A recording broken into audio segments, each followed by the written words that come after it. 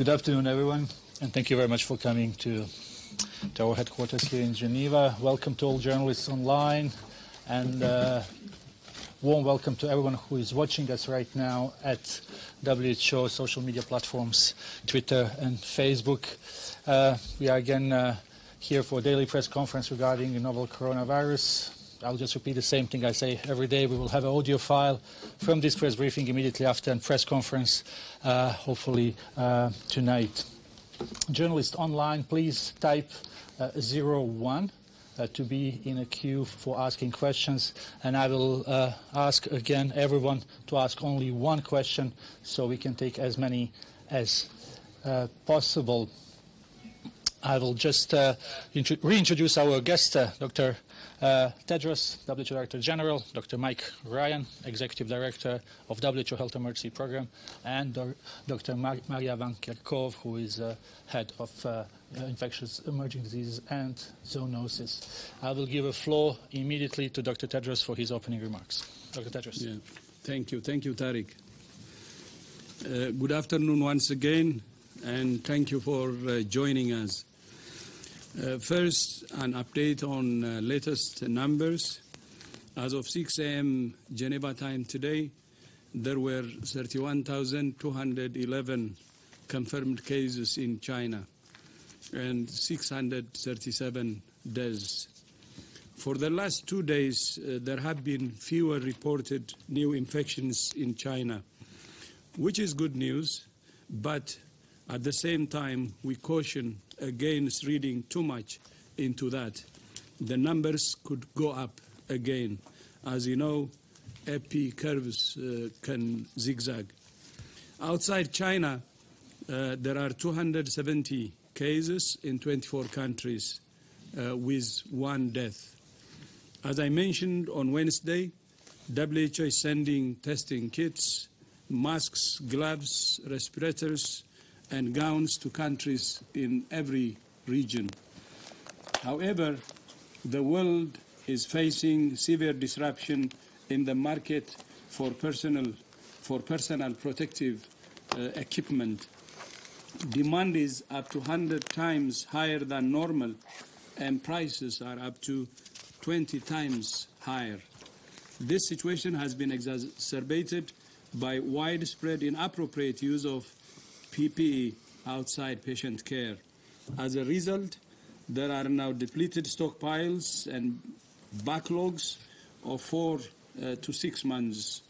Global stocks of masks and respirators are now insufficient to meet the needs of WHO and our partners.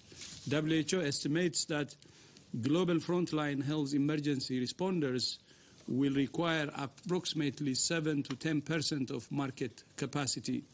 This percentage may be higher for other critical supplies. Frontline health workers in China require the bulk of PPE supplies. This afternoon, I spoke to the pandemic supply chain network, which includes manufacturers, distributors, and logistics providers, to ensure that PPE supplies get to those who need them. The network is focusing initially on surgical masks because of the extreme demand and market pressures. We are appreciative of companies that have taken the decision to only supply masks to medical professionals. There is limited stock of PPE, and we need to make sure we get it to the people who need it most, in the places that need it most. The first priority is health workers. The second priority is those who are sick or caring for someone who is sick. WHO discourages stockpiling of PPE in countries and areas where transmission is low. We call countries and companies to work with WHO to ensure fair and rational use of supplies and the rebalancing of the market. We all have a part to play in keeping each other safe. I thank you. Thank you very much, Dr. Tedros. We will start with questions, and we will start here in a room. I have 1, 2, and 3, and then we will go online. Please, if you can introduce yourself and press the button. Hello, my name is Shoko Koyama from NHK Japanese Public TV. Regarding the situation report that you issued yesterday, you're now cooperating with 15 laboratories, including the one in Nagasaki University. Can you please specify what exactly the WHO is doing with those laboratories right now, and what you are planning to do in the future? Thank you. So we have convened a global network of laboratories from the beginning of this outbreak. We're working with labs that have experience with coronaviruses, with influenza, and setting up a referral system to improve capacity and diagnostic capacity in countries that currently don't have that. These referral labs have agreed to accept samples from countries that don't have primers and probes at the moment to do diagnostics for those countries. In addition, we are looking to, and there are 15 labs so far that have agreed to do that, and those are listed in our SITREP as of yesterday. We're also working to identify tests. As you know, the sequence was shared very, very quickly in the beginning of this outbreak, and because that had happened, PCR tests, PCR primers, PCR assays had been made available, and so that the world can detect. So we are looking for tests that can be shipped to countries that have a molecular capacity. This is across all of our regions, and this week we've shipped 250,000 tests across all 6 WHO regions to 159 laboratories. And we're looking to find more tests that can be provided to the labs that need those. So it's a referral system for countries that currently don't have that capacity, but also providing all labs with the diagnostic assays, primers, probes, and positive controls so that they can do the diagnostic tests themselves. And if I could just add that that's an ongoing collaboration between our existing global influenza surveillance and response system, GISRIS, the global laboratory network for high-threat pathogens, and our WHO collaborating centre network. So we have all labs in the world with capacity in respiratory diseases working together, and we can provide a list of the reference labs and a map of the countries in which we're providing reagents and training in the coming days. Thank you very much. We had a question from a colleague, and then we will come back to this part of the room. Just press the button. Okay. Thank you.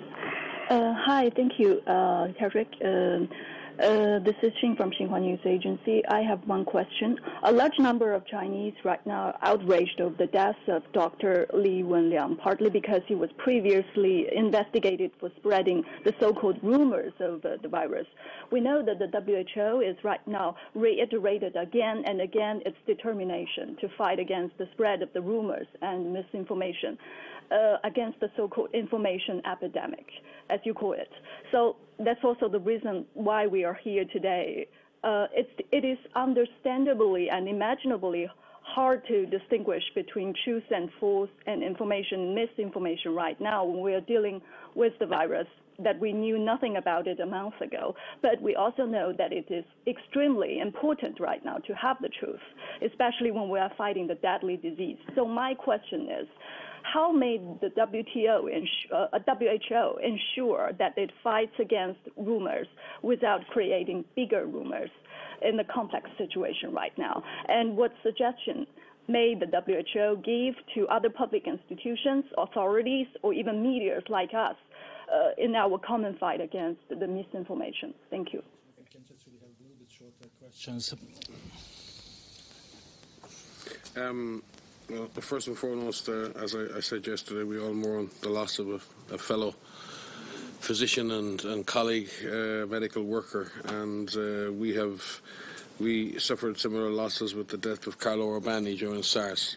So we feel that loss, and I'm sure his family, his colleagues, his friends do too.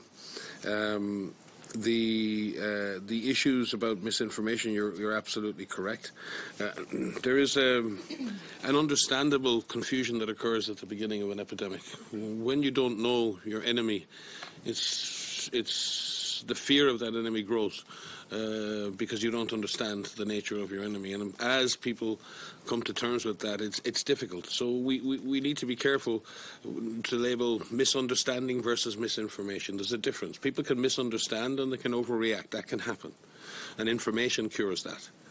But misinformation and the manipulation of information and the misdirection of populations, that's very different, because that's a committed act.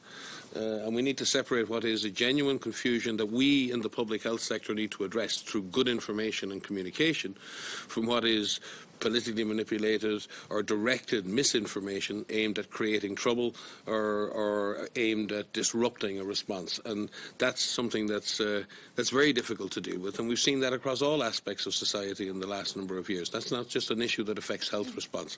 And I don't believe the health sector has the answer to those questions. They are deeply political questions. And we will continue to fight to put out the best information. We're working with UNICEF, we're working with the Red Cross, we're working with experts all around the world in risk communication.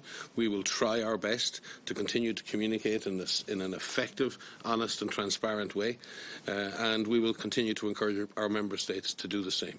But misinformation and the misdirection of society is another matter entirely. Thank you very much. Please. It's Yang with Xinhua News Agency. As there's a global shortage in antivirus protective gear, so besides what you mentioned, the measures just now, what more needs to be done, both in China and the rest of the world, in tackling this problem? In terms of antivirals or in terms of supplies? Against the global shortage in antivirus protective gears. The equipment, PPE. So as Dr. Tedros said in his opening remarks, it's really important that we prioritize the use of these materials for the people that need it most. And these are the healthcare workers who are treating patients. These are people who are caring for their families, who are caring for their loved ones, and those that are sick. So it's making sure that we prioritize and best use the materials that we have.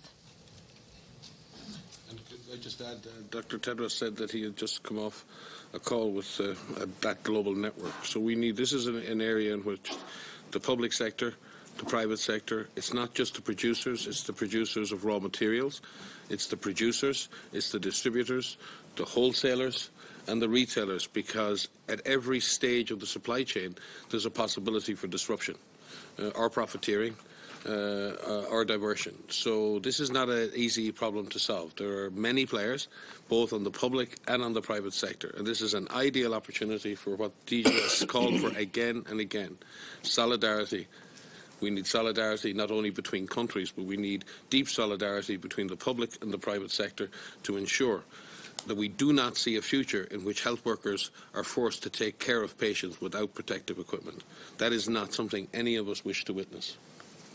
Yeah, and the other problem related to that is, as you know, when supply is short and demand is high, then there could be bad practices like hoarding in order to sell them at higher prices. And that's why we ask for solidarity and for people to really understand what fighting an outbreak like coronavirus is, and to uphold the protection of humanity rather than running for their profits. So there is a moral issue here also. And that's why we had a discussion with manufacturers and others to cooperate. And I hope they will stand together in the principles of solidarity. Thank you very much. Just to remind journalists online, if you want to ask a question, please type 01 on your keypad. We will then stay in a room now. Jamie, John, and one more question here. Jamie, please. Can I ask you from here? Is that okay? So everyone can hear your question. Thank you. We need to get Jamie his own microphone, huh?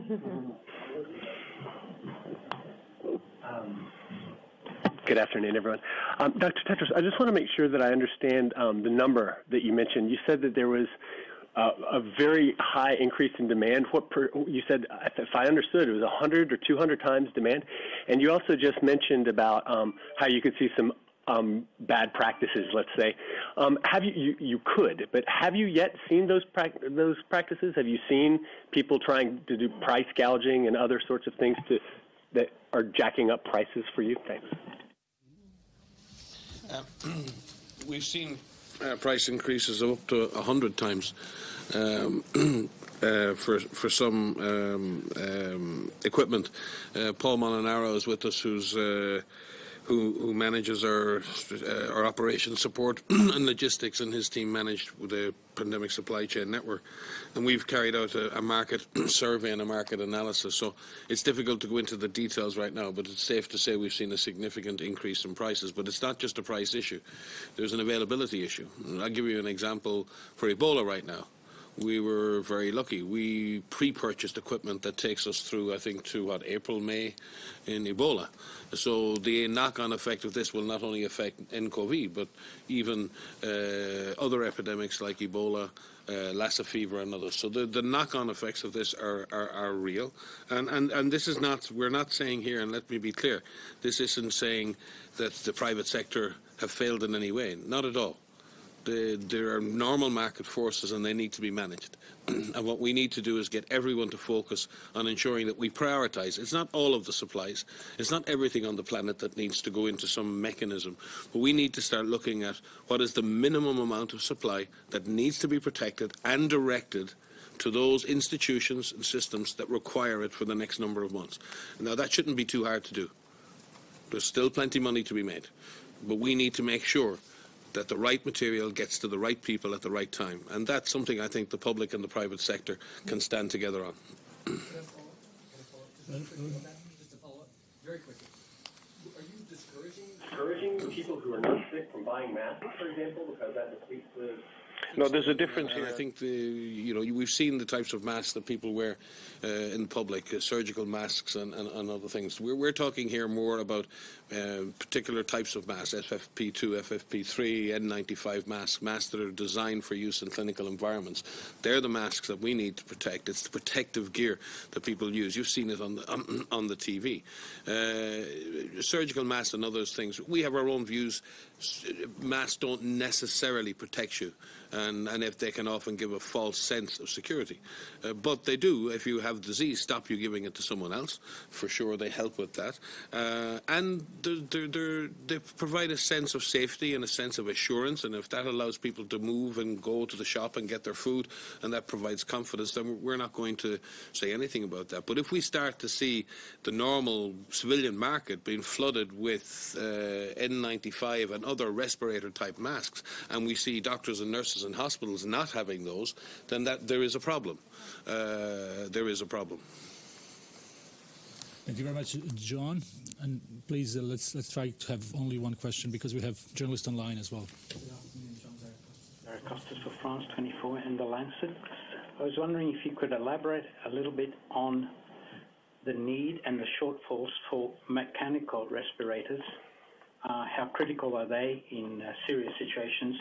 And with reference to multiple organ failures, the data coming in, is it more kidneys that are renal failure that you're seeing, and what can be done on these fronts? Thank you.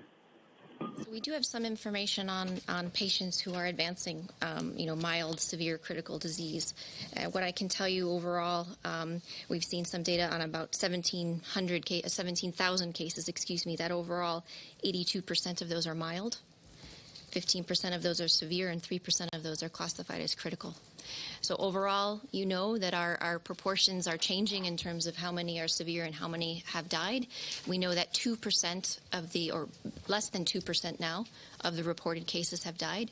We know that individuals who are of advanced age have a higher likelihood of dying. We know that underlying conditions like the ones that you mentioned make people more at risk. In terms of more details than that, those are being discussed on our clinical network calls, and we're trying to get a better handle on that level of detail that you are requiring here. We do know that individuals need mechanical ventilation, and some even need ECMO, and then some ultimately die. My question was, do you have shortfalls in mechanical ventilators or not? And in terms of the organ failures, which organs are shutting down burst? Is it kidneys? What organs? 17,000 data. We don't have the breakdown of all of the cases in terms of how they've progressed to death. What we reported yesterday, we know that people die from multi-organ failure. That's what I can tell you right now. Issue of mechanical ventilators, you're correct, John. It is an issue. Not all patients require that type of ventilation, but clearly that's an issue, and that will be another issue in the supply chain. This is sophisticated equipment, but it's not just the equipment; it's the technicians who needed to use that equipment. That is also an issue, and we saw that when those of you who witnessed the measles outbreak in the Western Pacific before Christmas, and that awful sight of young children on ventilators, all the ventilators in Western Samoa occupied by young children, and there was a real struggle. And again, we thank very much the emergency medical teams from Australia and other places who went and created a system to expand that. And at the moment, we're working with Australia and others to translate that clinical infrastructure into something that can be there for nCov if it comes. But we need to look at that in every country. So you're right. It's not just preparing for the detection and the treatment of cases. There will be, in every country, a small number of people who require very intensive care, and in the weaker health systems, that's the very kind of care that won't be available. So, but you can't. It's not just a matter of sending the machine. There's a human infrastructure that goes with intensive care and ventilation that we also have to address, and we have.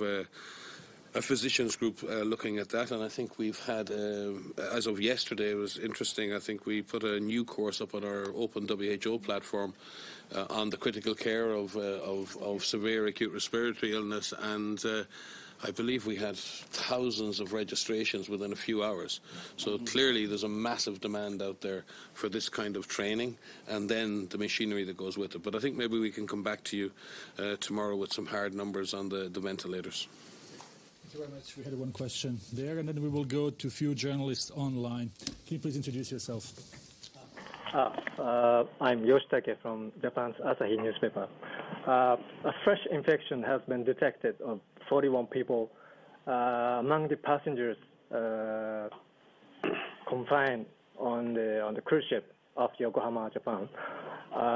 So it seems like more cruise ships will face the difficulty to find the destination. How would you think, the correct measures to cope with this kind of situation? Thank you. Actually, as it happens, we're in the middle of a technical call between the public health teams in Japan who are supporting the cruise ship and our technical teams here, actually asking exactly those same questions. Is what are the lessons are being learned? We've seen large cruise ship outbreaks before with norovirus. Many of you have seen cruise ships that have been quarantined in the past because of norovirus infections. So these aren't particularly unusual. It is difficult for people who get caught up in that situation because they are confined. And we're looking at, with Japanese authorities, on how we can cohort patients in a way, because at the moment, every time there's a new case, the quarantine extends 14 days. So we need to find a way to break that vicious cycle and find a way of organising the patients on board in a way that we can get people off the ship in due course. So there's a lot to work out, and there's a lot to do to support those patients, not just from the point of view of their physical health, but from a mental health perspective. It's quite scary, very, very scary to be in that situation. So we had meetings yesterday with the Japanese ambassador here and many others, and there's a very high commitment on behalf of the government of Japan to provide all support to the people. Those individuals who are on that ship are in contact with their own embassies, and there's direct access to support from their own home country. So everything is being done, as far as we're concerned, to take care of people's basic needs. But it is still a very stressful situation for those individuals, and they have our sympathies. But you can understand from the Japanese authorities' point of view that they have to be very thorough, and they're being very responsible in terms of the health of their own population, but I think being careful to provide the appropriate care for the people on the ship. Thank you very much, Dr. Ryan. We will now take a few questions from journalists who are online. We will start with Carmen from Politico. Carmen, can you hear us? Yes, I can. Can you hear me? Yes, please go ahead. Thank you. So in Europe, we have seen potential thoughts, and probably next week when health ministers meet, even a move to maybe close down the passport-free travel area of Schengen in response to the epidemic and trying to make sure it doesn't spread. At the same time, there were reports that in Italy, the president of the republic had to go to a school with a majority of Chinese ethnic kids to reassure people, that this epidemic is not about them. Is there something that the WHO can do to respond to this kind of potential actions in Europe? Take that one? Yeah. Okay. There are two parts to your question. The second one is easy, I think, to answer. There's absolutely no justification for any form of stigma or profiling regarding people who may or may not have or are suspected to have or have not nCov. We've seen and witnessed some of this. It's utterly unacceptable. It is unhelpful, and the WHO condemns it, quite frankly. And everybody, including ourselves and governments, need to move quickly to ensure that that kind of stigma is not to continue. With regard to what the European Union and other economic integration areas do, it's very similar to what nation states can do. They will carry out their own risk assessment based on what they believe to be in the best interest of their citizens. Whatever measures they put in place, we will be observing, and if we feel that these measures are excessive or exceed greatly our advice, we will ask for those justifications and ask them to justify why they're doing that. But we trust that European health authorities have the best interest of their citizens and all citizens in their minds. And I have been in contact with many of the ministers, and we hope that they will make the right decisions based on facts. That's what we expect. Thank you very much. Next question is from Lisa Schneering from SIDRAP. Lisa, can you hear us? Yes, thanks for taking my question. I remember during MERS, the hospital outbreaks were a huge concern and worry. I'm wondering if you have the information that you need right now to assess that risk. What are you seeing? Have you been able to use the information that you have to advise other countries? Thanks so much. Hi, Lisa. Thanks for that question. You and I have spoken quite a lot about MERS over the years. Yes, indeed, healthcare workers, frontline workers, and hospitals are areas that we are always concerned about when we think about respiratory diseases. And from the start, when we knew about this new respiratory pathogen, knowing that it was a coronavirus, we thought that there was going to be the possibility of amplification events or super spreading events. We've only one instance of an outbreak in a hospital that we're aware of in Wuhan, involving 15 healthcare workers. But when we've created our guidance, all of our guidance material is about infection prevention and control in healthcare settings, making sure that the right advice is given to healthcare workers so that they can protect themselves from getting infected. And what we can say, with certainty is that, standard infection prevention control measures at all times in all hospitals is really a must, related to this virus or for anything else. This is what can protect healthcare workers. If they are treating patients, then we recommend droplet precautions. If they are performing aerosol-generating procedures, we recommend airborne procedures. But we have not seen healthcare-associated outbreaks in other cities. We have not seen healthcare-associated outbreaks in other countries, but that is certainly something that we're on the lookout for. Thank you very much, Dr. Van Kerkhove. Online, we have Tom from ITN. Tom, can you hear us? Yes, I can. Hello. Can you hear me? Yes, very well. Yes, very well. Fantastic. Just going back to the cruise ship question, obviously they are isolated from a much wider outbreak, but I'm wondering, given the sheer numbers of cases linked to that single cruise ship original case, is it teaching us anything about the transmissibility of the virus or the risk to the wider population in similarly confined areas? Thank you. I think, yeah, we need to be careful here. I think we have 61 people on the ship, but there's over 3,700 people and crew. And this is after extensive searching for cases and testing of many people. So if I don't get my maths wrong, that's less than 2% of people. So it's still it's not a great number. It does show the virus has spread on the ship. But again, let's be careful here not to overreact. This is a very close community living at extremely close quarters.